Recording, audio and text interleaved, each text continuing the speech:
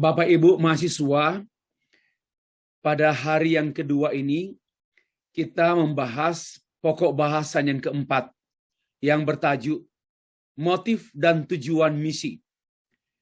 Pada kemarin hari kita membahas mengenai pengertian misi yang sempit, yang umum dan yang sempit, kemudian pengertian misi yang sebenarnya, dan kita membahas pokok yang ketiga mengenai misiologi dan cakupannya. Sekarang kita melangkah pada pembahasan motif dan tujuan misi yang menyimpang atau yang membengkok atau yang tidak lurus, yang menyeleweng. Motif dan tujuan misi yang menyeleweng. Nanti setelah ini kita akan bahas pokok yang kelima, motif dan tujuan misi yang sebenarnya, yang semestinya, yang teologis. Kita membaca satu bagian Alkitab dalam Filipi pasal 1 ayat 15 sampai 18. Demikianlah firman Tuhan, Bapak Ibu sekalian. Ada orang memberitakan Kristus karena dengki dan perselisihan. Tetapi ada pula yang memberitakannya dengan maksud baik. Mereka ini memberitakan Kristus karena kasih, sebab mereka tahu bahwa aku ada. Karena kasih. Sebab mereka tahu bahwa aku ada di sini untuk membela Injil. Ayat yang ke-17. Tetapi tidak mengapa.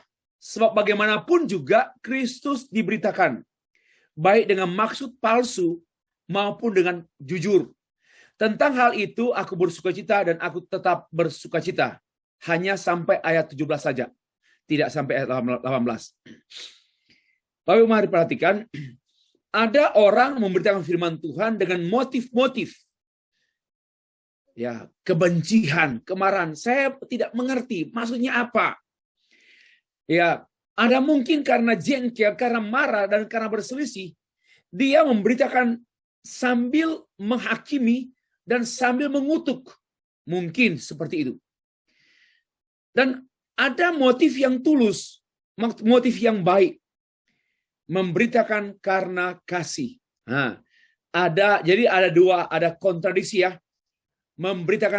Ada orang memberitakan Injil dengan motivasi kasih. Ada orang yang memberitakan Injil dengan motivasi tanpa kasih. Alpahnya kasih, tidak ada kasih. Hanya tugas, hanya hukum, hanya aturan, hanya jadwal. Atau mungkin seperti yang saya sebut tadi. Sebenarnya dia mau menghakimi orang. Dengan penuh kemarahan dia menyampaikan firman Tuhan. Dengan jengkel, marah, dan dia mau menegur, bahkan mempermalukan orang. Itulah dengan motif-motif dengki, motif-motif perselisihan. Nah, ayat 17, tetapi tidak mengapa. Sampai Paulus berkata demikian. Ya karena dia tahu bahwa memang akan ada motif-motif yang lurus dan motif-motif yang bengkok.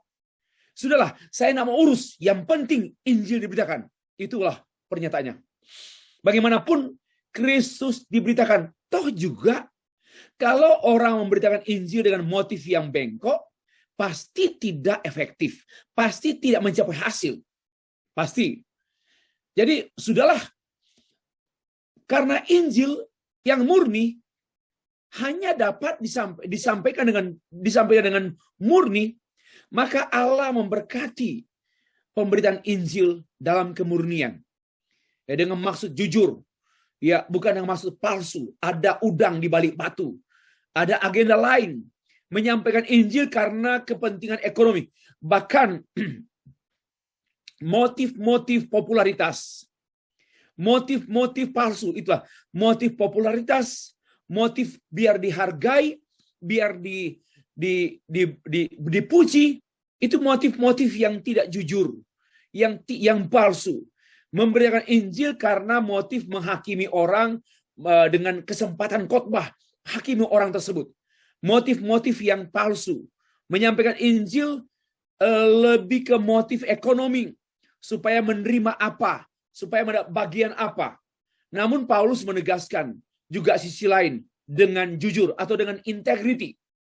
Nah, inilah teks Alkitab yang mengawali pembahasan kita mengenai tajuk, motif, dan tujuan misi yang menyimpang atau yang tidak lurus, tidak murni, tidak jujur, tidak tulus. Nah, Bapak Ibu sekarang kita ke pernyataan berikut ini. Orang yang memiliki motif dan tujuan misi yang menyimpang, yang tidak lurus, yang tidak sincere, yang tidak tulus, ya pasti orang itu hidup dalam penyimpangan. Dan memberitakan Injil yang menyimpang juga pasti menghasilkan para petobat yang menyimpang dari maksud Allah. Artinya apa? Yang palsu menghasilkan yang palsu. Saya yakin seorang pelayan Tuhan melayani dalam kepalsuan, walaupun mungkin dia menarik, cara melayaninya bagus, menawan, disukai oleh banyak orang, tetapi kalau palsu, maka saya yakin kalau ada orang yang berespon dan seolah-olah percaya, saya yakin yang dihasilkan adalah orang Kristen yang palsu. Tapi kalau kita penuh kemurnian, penuh ketulusan, kejujuran, kelurusan, maka disitulah sebenarnya Allah meluruskan, Allah memberkati, Allah bekerja. Pertama, meluruskan hati kita, motivasi kita, lalu Allah meluruskan kebenaran Injil yang disampaikan kepada hati yang bengkok, diluruskan oleh Injil. Dan kualitas serta impact daripada pelayanan ini karena Injil tidak akan bekerja melalui orang-orang yang tidak tulus, melalui orang-orang yang bengkok hatinya. Dan biasanya orang-orang seperti ini boleh jadi populer, boleh jadi menyenangkan banyak orang, tetapi biasanya tidak bertahan lama. Dan buah-buah yang dihasilkan bukanlah buah-buah rohani, melainkan buah-buah lahiriah. Pembahasan saya ini adalah bertolak dari buku yang saya tulis tahun yang lalu, bertajuk Injil Palsu dalam Gereja, atau Injil non-biblical dan non-canonical dalam gereja. Nah, kita memperhatikan sejumlah motif dan tujuan misi penginjilan yang menyimpang, yang tidak lurus, yang tidak jujur. Satu, gereja kehilangan motif. Bukan ada motif, tapi kehilangan motif. Kehilangan dorongan, kehilangan hasrat, kehilangan gairah. Tidak tertarik dengan misi dan tidak tertarik dengan penginjilan. Ini namanya gereja yang kehilangan gairah, kehilangan motivasi, kehilangan hasrat. Kasihan sekali gereja seperti ini. Sangat-sangat menyedihkan, sangat-sangat memalukan. Dia karena kehilangan gairah hidup. Kehilangan gairah untuk tugas utama, yaitu misi dan penginjilan. Di Indonesia pada tahun 2018 diadakan penelitian dilakukan oleh Bilangan Research Center pada tanggal 30 Januari 2018. Saya hadir dalam pertemuan itu. Lembaga ini mengadakan riset kepada 4.394 pemimpin gereja dan mereka menemukan selama 10 tahun ini tidak terjadi pertumbuhan rohani di Indonesia. Walaupun nampaknya terdengar dan terlihat dan terlapor bahwa di Indonesia kelihatannya mengalami kemajuan pesat. Tetapi sebenarnya lebih banyak orang pindah gereja. Lebih banyak orang hanya aktivitas-aktivitas atau pertumbuhan jemaat karena biologis, karena dilahirkan oleh orang Kristen. Karena yang terjadi, perpindahan anggota gereja itu 42,3%. Atau dalam bahasa Malaysia, peratus. Dan pertumbuhan biologis tinggi 28,1%. Ya. Dan yang diinjili selama 10 tahun hanya 2,1%. Itu apa artinya? Artinya gereja-gereja Indonesia tidak mengadakan penginjilan yang murni, kepada orang-orang yang belum percaya. Kalau mau ditanya mengapa demikian Pak Sefri, saya menjawab karena banyak gereja di Indonesia telah kehilangan Injil. Mereka mau bagaimana mau menginjili? They don't have Injil. They don't have gospel. How can they evangelize other people? Ya tidak mungkin, because mereka tidak punya Injil. Andai kata ada, sangat tipis sekali Injilnya. Yang ada, ya kenyataannya tidak ada kegiatan-kegiatan penginjilan. Hanya ada pelatihan, seminar, konferensi penginjilan. Tetapi tidak melakukan penginjilan. Yang ada sibuk dengan program, seminar, ceramah, konferensi penginjilan dan penginjilan. Tetapi tidak ada action penginjilan. Maka saya mengatakan demikian. Motif dan tujuan misi di Indonesia, yaitu banyak gereja yang kehilangan motif, kehilangan energi, kehilangan gairah, kehilangan motivasi, kehilangan energi. Itu poin yang pertama. Yang kedua, motif orang percaya tidak serius dengan misi dan penginjilan. Kalau tadi, mereka sudah tidak ada lagi hasrat. Tidak punya gairah, tidak punya semangat untuk misi lagi. Lost. Yang ini nggak serius. Ya ada program persembahannya dari persembahan gereja masuk, katakanlah ada sekian banyak, tapi untuk penginjilan sedikit sekali. Untuk misi sedikit sekali.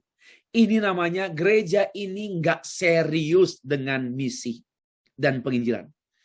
Ini sangatlah menyedihkan Bapak Ibu sekalian. Ya, sama juga orang Kristen banyak memberikan persembahan-persembahan tetapi hanya untuk makan minum.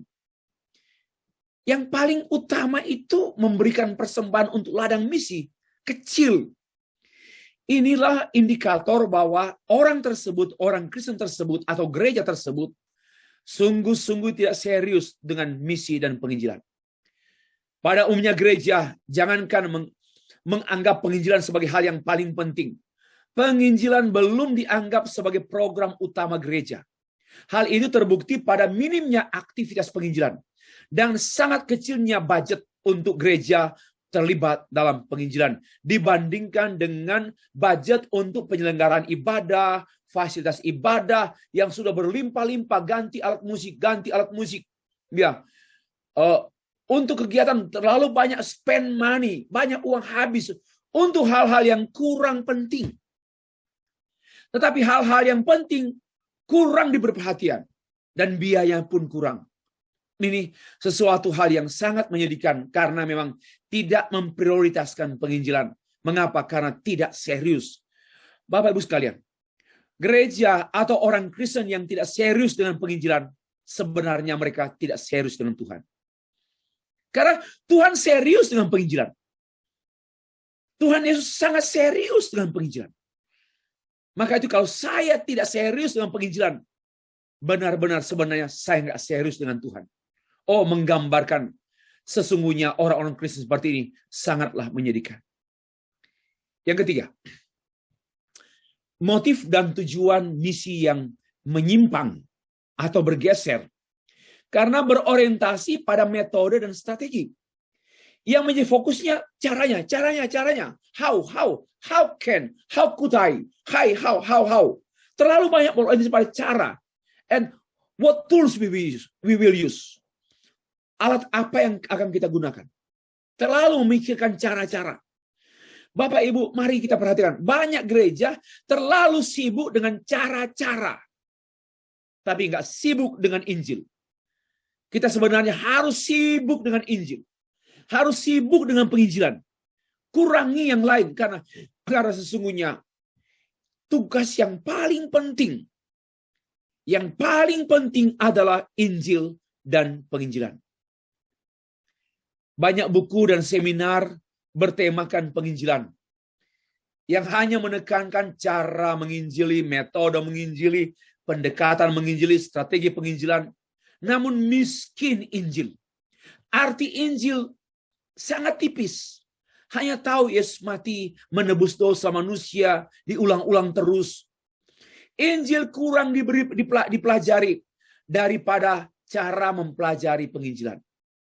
Nah, hampir tidak pernah terdengar pelatihan dan seminar Injil. Mari jujur. Hampir tidak pernah terdengar ada gereja-gereja yang mengadakan seminar Injil, pelatihan Injil, konferensi Injil. Yang ada seminar, pelatihan, konferensi, penginjilan, cara-cara menginjili, metode-metode. Maka penginjilan telah kehilangan kuasa Injil yang mempertobatkan orang berdosa secara murni. Melainkan bergantung pada cara, metode, strategi yang diharapkan untuk membuat orang bertobat. Sorry. Kalau ada orang bertobat karena cara, metode, strategi, kita akan menemukan orang Kristen yang sebenarnya orang Kristen daging. Bukan orang Kristen pengikut Kristus. Karena dia bertobat karena metode, bertobat karena cara, bertobat karena strategi. Mereka orang-orang yang tidak mungkin menjadi murid Kristus. Karena yang membuat orang menjadi murid Kristus hanyalah mereka yang betul-betul menerima Injil murni. Bapak Ibu sekalian. Yang keempat, motif misi bergantung pada karunia dan kepada kompetensi misionaris dan penginjil. Nah, gereja-gereja sering mengundang para pengkhotbah yang dianggap berkarunia. Karunia KKR. Karunia yang membuat banyak orang bertobat. Namun apakah benar-benar murni bertobat karena Injil atau karena trik-trik pengkhotbah, siasat taktik pengkhotbah? Karena banyak orang pengkhotbah juga taktik. Contohnya untuk mempengaruhi psikologi jemaat, dia mulai berdoa dengan agak menangis. Ya Tuhan. Dengan agak menangis, maka secara psikologi jemaat pun terbawa emosi. Siapa di antara saudara yang ingin berjumpa dengan Tuhan malam hari ini? Dia sedang menunggu engkau di pintu hatimu. Wah, mulailah dengan cara-cara trik-trik. Karena sesungguhnya, tatkala engkau membuka pintu hatimu, maka pintu berkat Tuhan untuk bisnis saudara pun terbuka. Haleluya. Mari terima dia. Ini taktik-taktik penipuan. Kenapa? Karena bukan Injil yang disampaikan untuk mengundang orang berdosa, tetapi ada janji. If you receive Christ, your company, perusahaanmu akan maju. Ini kan sudah aneh. Maka tidak heran banyak orang menjadi seolah-olah orang Kristen. Tapi sebenarnya mereka hanyalah Kristen kulit. Hanya nama agama. Bukan pengikut Kristus. Kenapa? Karena ternyata juga bergantung pada pengkhotbah. Pak Sefri, kita undang pengkhotbah ini, Pak. Bagus sekali dia. Kalau dia khotbah, banyak orang bertobat. Nah ini sudah penyelewengan. Sudah tidak tulus. Sudah menyeleweng.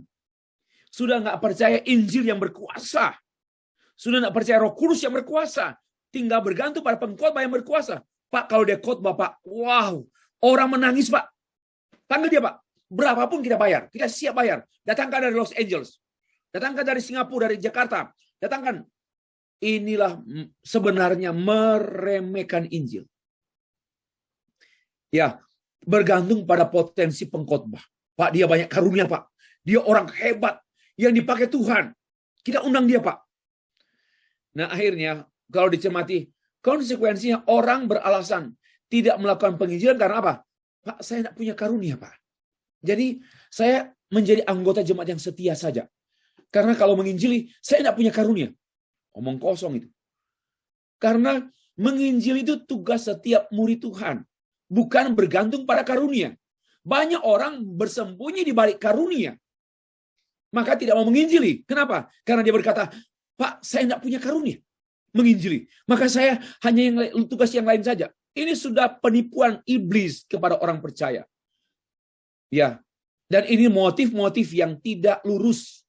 Tapi motif-motif yang bengkok dalam misi. Yang kelima. Motif dan tujuan misi yang bengkok. Ya, yang menyimpang. Yang kelima, motif misi yang berpusat pada orang yang injili. Apa artinya Pak Stefri ini? Gini, khotbah-khotbah antropologis paling disukai karena menguntungkan manusia. Injil yang diberitakan adalah Injil alternatif. Injil plus apa? Injil plus sukses. Injil plus prosperity. Injil plus rich. Injil plus health. Ya. Itu yang ditawarkan. Sehingga pengkhotbah melihat jemaat akan sangat mudah digoda, dirayu dengan Injil tambah sukses, Injil tambah kemakmuran, Injil tambah kekayaan, Injil tambah kesehatan, Injil tambah kesembuhan. Sebenarnya kalau mau murni, Injil saja. Tidak boleh tambah. Tidak boleh ada Injil plus. Jangan juga minus. Tapi Injil yang murni. Ada pendapat juga, mari kita menginjili orang-orang yang mudah. Ya. Yang mudah karena berita yang disampaikan, berita yang disukai oleh semua orang secara manusiawi. Maka tema-tema khotbahnya menarik sekali. Yaitu naik ke surga. Tema khotbah naik ke surga. Atau tema khotbah diberkati dalam pekerjaan 100 kali lipat. Nah, itu tema khotbah. Pasti banyak orang datang. Termasuk orang yang tidak percaya Tuhan Yesus pun datang. Nah, ini cara-cara manipulatif. Mengatur firman, mengatur khotbah dengan judul-judul yang wow. Ini pun kita perlu waspadai motif yang tidak tulus. Injil dalam hal ini direndahkan dengan cara penginjilan merayu-rayu. Memohon dengan sangat kepada manusia untuk terima Injil. Ayolah terimalah Injil. Ya, Tuhan sudah lama menunggu engkau. Kasihan sekali Tuhan. Menunggu engkau di depan pintu hatimu. Apa kamu tega membiarkan Tuhan terus di luar hatimu? Ini merayu-rayu yang benar-benar tidak patut. Lalu ada juga orang berpikir bagaimana, Pak, kalau saya melayani orang tersebut, dia mudah bertobat. Dia gampang bertobat. Pertama, karena dia bodoh. Sehingga dia hanya amin, amin, amin. Atau Pak, saya mau melayani dia karena orangnya cerdas. Kalau saya menjelaskan Injil secara rasional, dia mengerti amin, selamat dia. Ini manipulasi. Ini benar-benar tidak murni. Ya, motivasi menginjili dan tujuan menginjili dengan tidak murni. Keenam, motif misi pragmatisme demi efektivitas dan mencapai tujuan. Dengan motif untuk menjangkau banyak orang, maka Injil dibuat menjadi sederhana supaya mudah dipahami. Injil dibuat gampang dan sering dibuat gampangan. Ya. Sehingga banyak orang menyebut Injil gampangan, Injil murahan, Injil direndahkan. Menurut saya, Bapak Ibu, sesungguhnya dengar saya baik-baik. Kebenaran yang paling sukar dipahami. Bukan matematika, bukan fisika, bukan ilmu atom, bukan. Bukan mengenai ilmu di bawah dasar laut, bukan. Biologi, fisika, bukan. Tapi kebenaran yang sangat sukar dipahami adalah Injil. Karena itu, Injil hanya dapat dimengerti oleh percaya dan oleh Roh Kudus. Kalau orang tanpa Roh Kudus tidak mungkin mengerti Injil. Tidak mungkin percaya Injil. Hanya orang yang oleh Roh Kudus, oleh anugerah Allah, Roh Kudus membukakan mata hatinya, baru terbuka pada Injil. Karena kenyataannya banyak orang pandai yang tidak bisa percaya Injil. Kenapa? Ternyata kepandaian mereka buta terhadap perkara-perkara Allah, Injil. Maka jangan merendahkan Injil. Injil dapat disederhanakan dalam hal apa? Bahasa. Pakai bahasa yang jelas, mudah dipahami. Tetapi sebenarnya pengertian Injil tidak seorang pun paham. Kecuali oleh karena pencerahan, illumination daripada Allah Roh Kudus. Baru orang melek matanya, terbuka matanya, dan berkata, yes, aku percaya. Bapak Ibu sekalian, seolah-olah dengan mudah dimengerti, maka orang dengan mudah percaya. Oh tidak. Sekali lagi, Injil itu hanya oleh Roh Kuduslah yang membuat orang bisa terbuka mata hatinya kepada Injil yang dikhotbahkan oleh seorang hamba Tuhan. Padahal sesungguhnya Injil bukan hanya, sekali saya katakan, bukan berita yang sederhana. Sangat sukar. Orang pandai takkan mampu mengerti Injil. Sepandai-pandainya siapa orang pandai di dunia yang bisa mengerti Injil? Tak seorang pun. Karena itu orang-orang bodoh di mata dunia bisa percaya Injil. Kenapa? Karena anugerah Allah. Karena Roh Kudus yang mencelikkan mata hati orang bodoh itu. Sehingga tidak heran orang-orang bodoh mempermalukan orang-orang bijak. Seperti firman Tuhan kemukakan. Nah, yang ketujuh. Motif yang bengkok dan tujuan yang bengkok. Yaitu motif misi itu dipahami untuk menyejahterakan orang. Bukan untuk menyelamatkan. Yang dikhotbahkan itu janji-janji kesejahteraan, janji-janji hidup baik, happy. Bahwa Injil akan membuat kamu berbahagia. Injil akan membuat kamu senang dan tenang.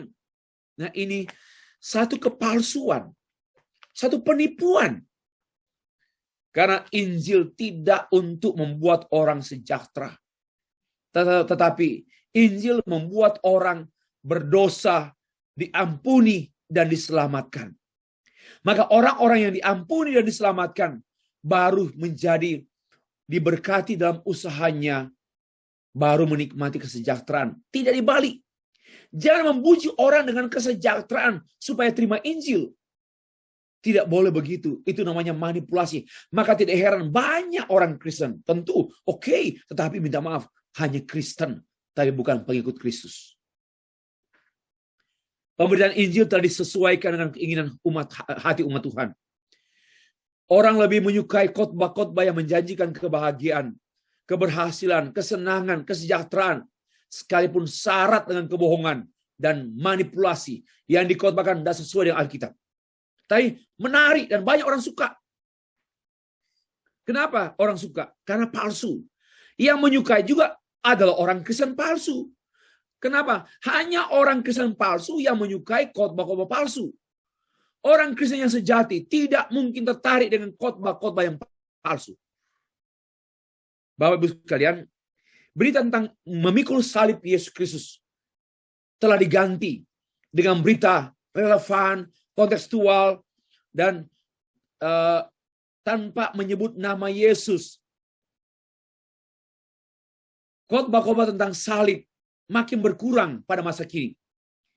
Khotbah-khotbah tentang penderitaan sebagai konsekuensi dan ikut Tuhan hampir jarang terdengar, sudah jarang terdengar. Tapi yang sering terdengar khotbah-khotbah berkat, berkat, berkat, berkat, damai, damai, damai, happy, happy, happy, happy, sukses, sukses, sukses, sukses. Itulah khotbah yang memenuhi siaran radio, televisi, buku-buku, karena sudah mengadakan penyelewengan. Ya, Bapak Ibu sekalian. Seperti yang ditulis dalam 2 Timotius pasal 4 ayat yang ayat 3. Bahwa orang lebih mencondongkan telinganya mendengar hal-hal yang menarik, dongeng-dongeng. Karena mereka gatal telinga, ingin menyukai hal-hal yang menyenangkan, yang menghibur, yang dangkal tapi happy, yang lucu-lucu. Ya, tapi bukan yang sesungguhnya. Inilah yang dibukakan oleh Paulus mengenai jemaat yang dilayani oleh Timotius, yaitu jemaat Efesus. 8. Motif dan tujuan misi yang menyimpang atau yang bergeser, yaitu untuk mengejar jumlah atau pertumbuhan gereja. Menginjili demi bilangan, menginjili demi jumlah orang, supaya banyak jemaat, banyak persembahan. Akhirnya happy. Statistik number atau jumlah atau bilangan ya, menjadi standar yang ditetapkan untuk menjelaskan mengenai gereja yang bertumbuh. Menjadi giat, orang berjuang, giat melayani, giat menginjili, giat misi. Kenapa? Karena mau mencapai 100.000, 10.000 jemaat. Kita target ya, tahun ini bertambah 2.000 jemaat. Wah, maka semangat semua. Semangat semua. Mohon maaf, bukan itu yang Tuhan kehendaki. Itu perhitungan dunia. Lebih kepada hal-hal yang terlihat banyaknya. Tetapi banyak yang palsu. Bapak Ibu sekalian, penambahan jumlah jemaat bukan tidak mungkin berhubungan dengan penambahan income gereja. Ya, atau bukan tidak mungkin berhubungan dengan meningkatnya popularitas nama gereja besar, maka pride, ada kebanggaan. Maka orang berjuang menginjili karena pride. Motivasinya pride. Karena kebanggaan. Karena ekonomi juga, supaya banyak jemaat, banyak persembahan. Ini motif-motif yang bengkok. Standar duniawi sedang dijadikan standar untuk gereja. Mengukur gereja yang berhasil karena standar. Dan nampaknya menurut perhitungan saya dan hasil pencermatan saya, banyak gereja-gereja kecil menjadikan gereja besar itu sebagai model. Mega church. Maka kita mengundang pendeta-pendeta dari gereja mega church. Wah, dia gereja besar di Surabaya, gereja besar di Kuala Lumpur, gereja besar di Bangkok, gereja besar di Korea. Kita undang dia. Ini cara setan.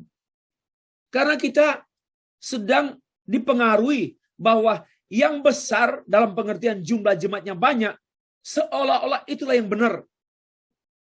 Ya, kenyataannya sejarah mengungkapkan dan fakta mengungkapkan banyak perselisihan, banyak konflik, banyak gereja-gereja yang kemudian berperkara dengan pengadilan atau court karena makin besar masalah organisasi gereja. Bukan ukuran besar, tetapi banyak orang aktif menginjili supaya jadi besar. Gerejanya bertambah banyak jumlahnya jemaatnya. Ini standar duniawi, Bapak Ibu. Dan akhirnya semakin sulit menemukan hal-hal yang murni, yang sejati dari gereja masa kini. Kesembilan, motif misi demi keselamatan orang-orang terkasih. Nah, ini juga yang saya mengatakan, kadang-kadang kita banyak menghabiskan waktu berdoa untuk orang-orang terdekat kita. Kita jarang berdoa untuk orang-orang yang kita tidak kenal. Tapi cara seperti ini bukan cara Tuhan.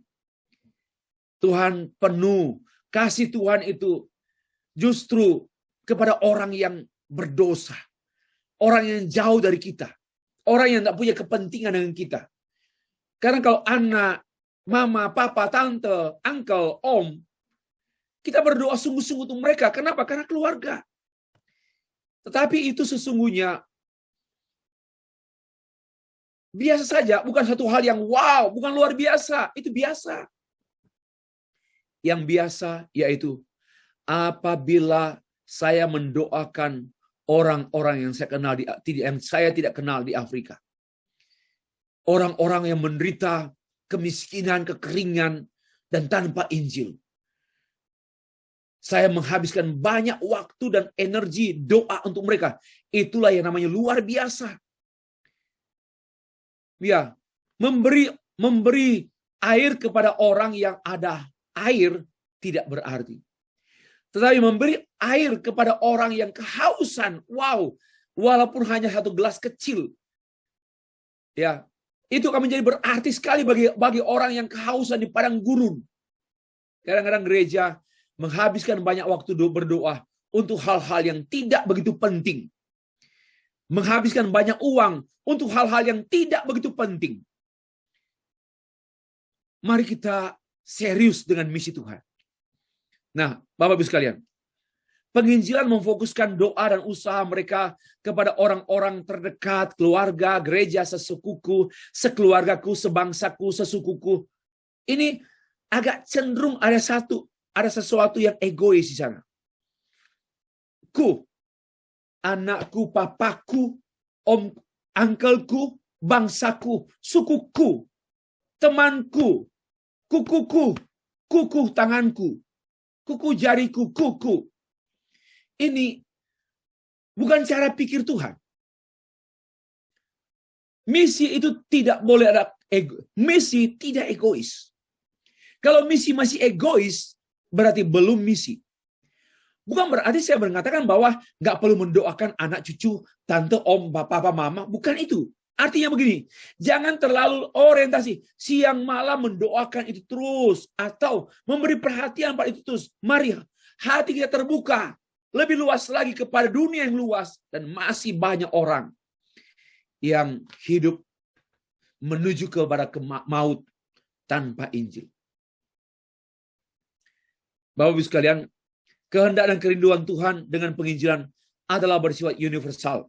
Kepada segala suku bangsa, kepada bangsa-bangsa, tidak hanya di Yerusalem, melainkan juga di Yudea, di Samaria, sampai ujung bumi. Kisah Rasul pasal 1 ayat 8. Bapak-Ibu sekalian, yang ke-10, motif misi supaya Tuhan segera datang. Ayo, supaya Tuhan segera datang. Kita menginjili. Karena dengan saya menginjili, membuat Tuhan cepat datang. Ini sesuatu yang keliru. Banyak pengkhotbah yang mendorong jemaatnya dengan alasan kedatangan Tuhan akan terwujud apabila Injil telah diberitakan sampai ke seluruh dunia. Ayo, biar Tuhan cepat datang. Nah, seperti yang tertulis dalam Matius 24 ayat 14, dan Injil kerajaan ini akan diberitakan ke seluruh dunia menjadi kesaksian bagi semua bangsa, sesudah itu barulah tiba kesudahannya. Banyak orang menafsirkan ayat ini secara dangkal, secara salah.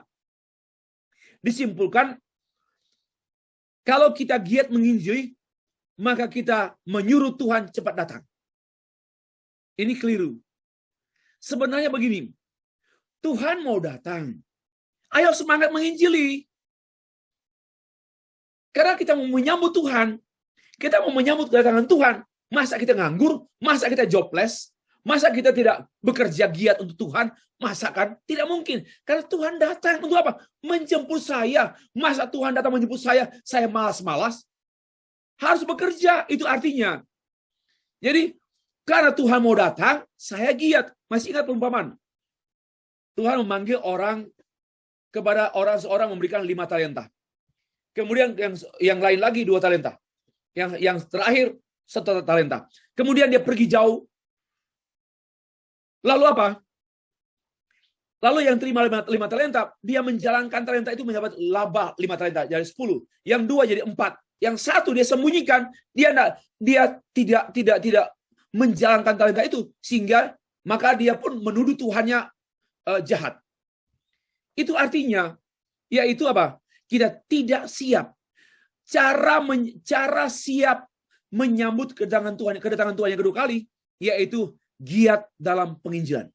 Itu artinya giat dalam penginjilan, cara menyambut Tuhan datang kedua kali. Ini arti dari Matius pasal 24. Maranatha, Tuhan mau datang. Masa kita diam? Masa kita hidup kotor? Tuhan mau datang menyambut kita para salehnya. Pasti akan menggairahkan orang melayani Tuhan, menginjili. Itulah arti teks ini. Nah, Bapak Ibu yang dikasih Tuhan, akibat kalau Injil yang diberitakan itu, kalau kita memberitakan Injil dengan motif yang bengkok, tidak lurus, akibatnya apa? Ya, saya membaca buku yang ditulis oleh Paul Washer. Dia menyatakan 4 akibat motif dan tujuan misi yang menyimpang. Satu, orang akan semakin keras hati. Kalau kita memiliki motif yang bengkok untuk melayani orang, maka orang yang kita layani akan semakin keras hati. Dan hatinya tertutup. Karena dia melihat motivasi kita menginjili tidak tulus. Tidak rela berkorban. Penuh perhitungan. Ada udang di balik batu. Ada batu di balik kepala. Maka nggak tulus. Dan orang yang mendengar Injilnya keras hati. Kata Paul Wasser. Yang kedua, menghasilkan orang Kristen yang daging. Ya, kalau kita menginjili, melayani dengan tidak tulus, dengan Injil bengkok, Injil palsu, yang dihasilkan adalah orang-orang Kristen yang tidak percaya. Orang Kristen duniawi. Yang keempat, yang ketiga, justru kalau kita motifnya menginjili dengan motif yang tidak jujur, tidak tulus, tidak lurus, maka kita sesungguhnya akan mereduksi, memperkecil, mengecilkan Injil dan misi. Akhirnya jatuh pada hanya Injil kemanusiaan, Injil kebahagiaan, Injil untuk masalah-masalah kemanusiaan saja. Itu mereduksi Injil. Dan nama Tuhan, Injil dan gereja pun dicela. Oleh karena motif-motif yang tidak lurus, motif-motif yang bengkok, sebengkoknya zaman. Maka yang terjadi, Injil ditolak, Injil dicela, Injil dianggap Injil gampangan, Injil murahan, Injil yang tidak laku, sama dengan orang yang tidak bagus. Nah, itulah 4 motif akibat motif yang tidak murni, tidak lurus dalam misi. Biar saya menambah 1 dari saya. Menghasilkan orang Kristen yang kelainan. Apa artinya? Aneh. Menghasilkan orang Kristen aneh. Biasanya di gereja aneh sekali. Ada saja masalah yang dia buat. Ya, ada saja problem yang dia timbulkan. Dan orang yang aneh. Dia minta perhatian. Kekanak-kanakan. Gampang tersinggung. Cepat marah. Cepat bereaksi. Orang Kristen aneh. Kenapa? Karena menjadi percaya atau menjadi orang Kristen bukan karena Injil. Tapi kalau orang menjadi Kristen karena Injil, pasti diproses oleh Injil serupa dengan Injil. Bapak-Ibu sekalian, kesimpulan. Motif dan tujuan misi yang menyimpang, yaitu misi yang berorientasi bukan pada Injil, melainkan pada objek misi, pada proses, pada cara, pada metode, pada hasil. Ya. Nah, kalau bukan dari Injil, oleh Injil demi Injil, itu namanya penyimpangan. Maka menghasilkan orang Kristen yang menyimpang, yang nyerong. Lalu kemudian, yang terjadi kemudian, kepalsuan demi kepalsuan. Demikianlah Bapak Ibu, materi yang keempat ini. Sekian dan terima kasih.